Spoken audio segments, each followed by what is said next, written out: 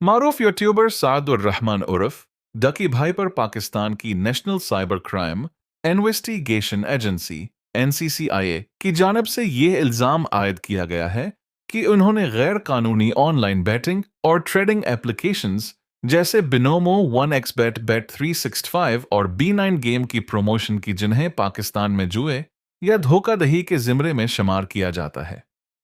इन apps के जरिए लोगों को आसान पैसा कमाने का लालच दिया गया, मगर अक्सर लोग अपनी रकम गंवा बैठे।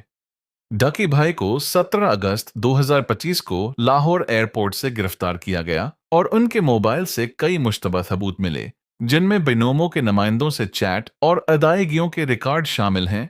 यह मामला सिर्फ इन्हीं तक महदूद नहीं। एनसीसीआईए ने तफ्तीश के दौरान इंकशाफ किया कि मशहूर सोशल मीडिया इन्फ्लुएंसर्स और मशहूर शख्सियात भी ऐसे ही प्रमोशंस में शामिल हैं, जिनमें इकरा खनवाल, सिस्ट्रोलॉजी, एनएस आली, मुदस्सर हसन, मोहम्मद हुसनैन शाह, राजा भट्ट, जन्नत मिर्जा, मथीरा, नादिर अली, आयमन जमान, जवेरिया औरंगजेब, अबीरा खान और नौमन काजमी शामिल हैं।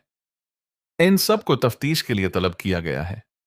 हैरान कुन तौर पर साबिका क्रिकेटर वसीम अकरम के खिलाफ भी कंप्लेन की गई है कि उन्होंने भारतीय बैटिंग साइट बाजी की प्रमोशन की, जो एक सिक्योरिटी और अखलाकी तशवीश बन चुकी है। ये पूरा मामला पाकिस्तान में डिजिटल मीडिया की दुनिया में फैलती गैर जिम्मेदारी, मालियाती फ्रॉड और अवामी इत्मीनान की खिलाफ वर्जी पर एक बड़ा सवालिया निशान बनकर खड़ा हो गया है।